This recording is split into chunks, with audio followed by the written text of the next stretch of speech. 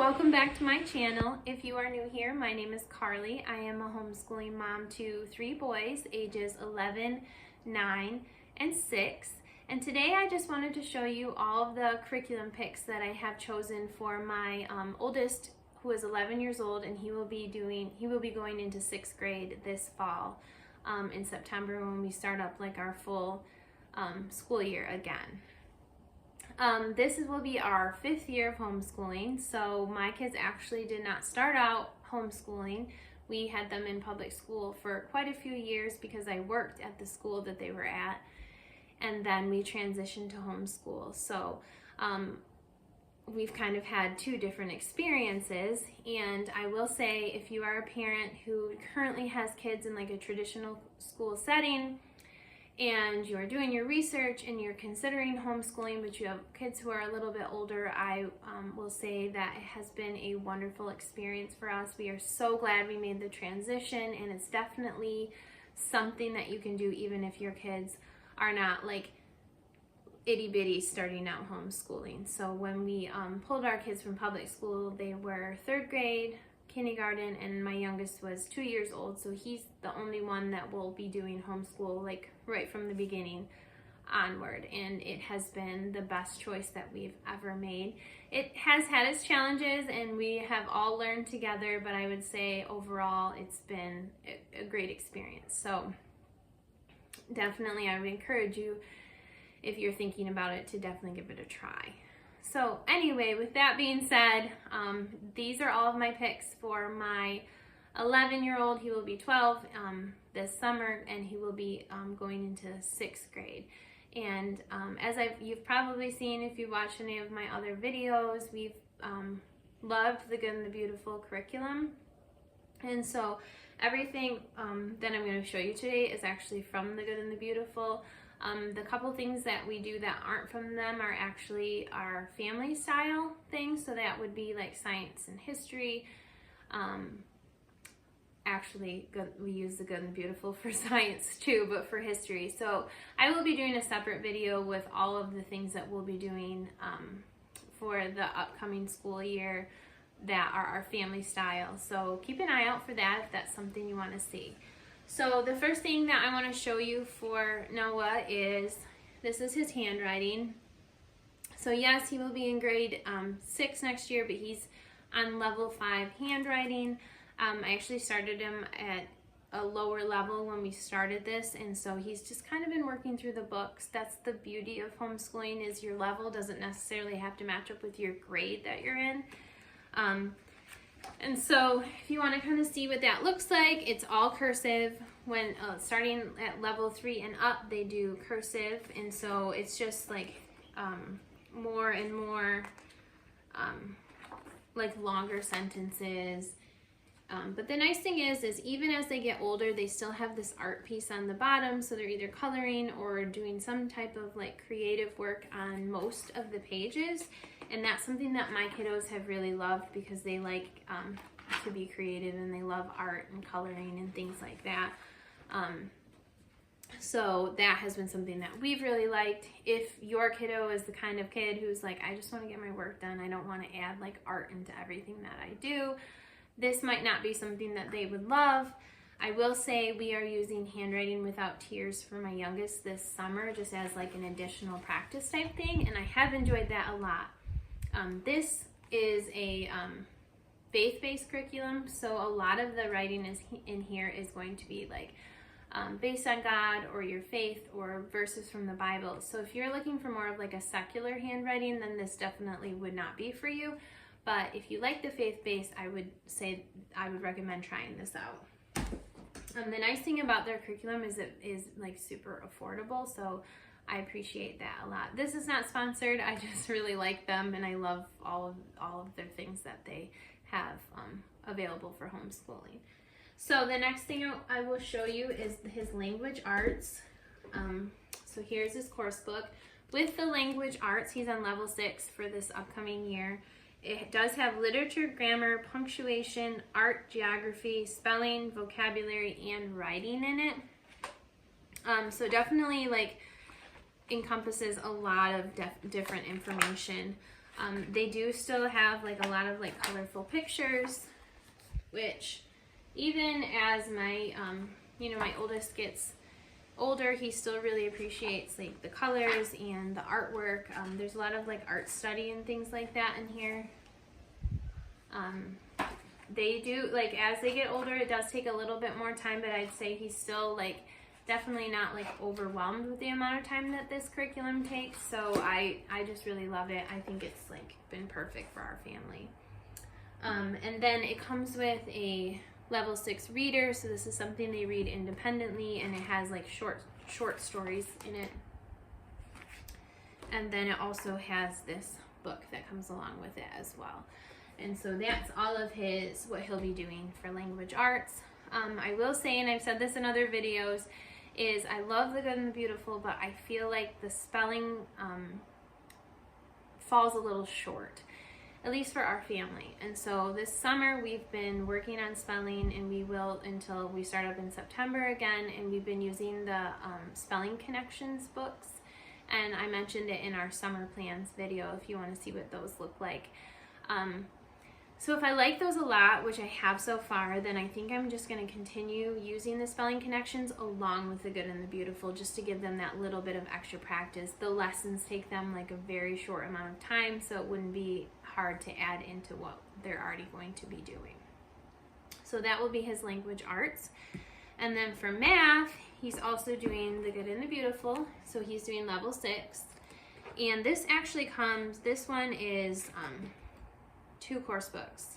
So this is book 1, and then there's book 2. So they're smaller though. So there's the two course books together for level 6. And if you look at like level 4, it's this big. So it's really not like overwhelming. Yes, it comes with 2 books, but they're smaller books. These are again super like engaging and colorful, which my kids really like, and we've been loving these. And then I got the answer key to go along with it because I have to correct multiple levels of math, and I just really appreciate having the answer key. It's been worth it when I'm trying to correct all their work at the end of every day, and also making dinner and all the things, us moms do. So it's nice to not have to like calculate everything out and make sure that it's right in my brain. I can just use the answer key to check his work. And then there's 2 of them, so it came with 2, so there must be 1 for each book. And then no, just messing, this is the math answer key, and I forgot that I got the language arts answer key. So this one's for language arts, sorry about that, and then this one's for math. But I got both answer keys because I love them so much. And then along with his math, and you definitely don't need to get these from the Good and the Beautiful, but we just added them onto our order, are these like graphing paper pads. So this is Noah's. This will be his 3rd year using this pad, and I think it was like $7 or something like that, or maybe $12, I'm not sure. But he's used it for multiple years. He'll need a new one this year, but we'll use this one up first. They use these like every day. If you use the Good and the Beautiful's math, there just is not a lot of room for like working out the problems and stuff. So you need separate paper, and we used to just use like random paper. And when I switched to this graph paper, it was so much easier to like see how they were working out their problem because they could line their numbers up better. So I definitely would recommend, no matter what math curriculum you use, to use some type of graph paper as like for 3rd grade and up, and it makes it so much easier for them to work out their problems and make sure that they get lined up so they're calculating them right. Okay, so that is going to be his math. For math 4 and up, there's no longer math boxes. If you're familiar with the Good and the Beautiful, the younger grades have math boxes, but they don't have them as they get older because once you start grade 4, so level 4, 5, 6, and up, it's videos. And so if you can still teach them if you want, there is like an option for you as the parent to teach them and go through the course book with them. But if you have multiple kids it's super nice to be able to like have them watch the video with the teacher each day, and then you can just help them if they didn't quite understand it. And with having multiple children, that has been like a lifesaver for us. So I actually will have my 2 older boys will both be doing video lessons this year, and I'll only be like fully teaching my youngest, who will be in 1st grade, for math. Obviously we're still like, I'm helping them with problems and I'm checking it and stuff like that, but it definitely helps them learn independence. And my middle son is excited for it because he will be able to get up early if he wants and finish his work, because that's something he really enjoys.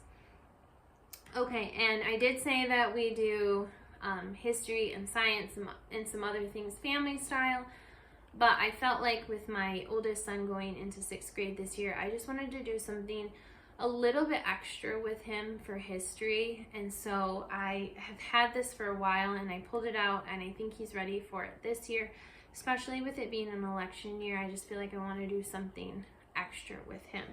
So this is something just him and I will be doing. And this is also from The Good and the Beautiful. It's the U.S. Constitution and Government course book.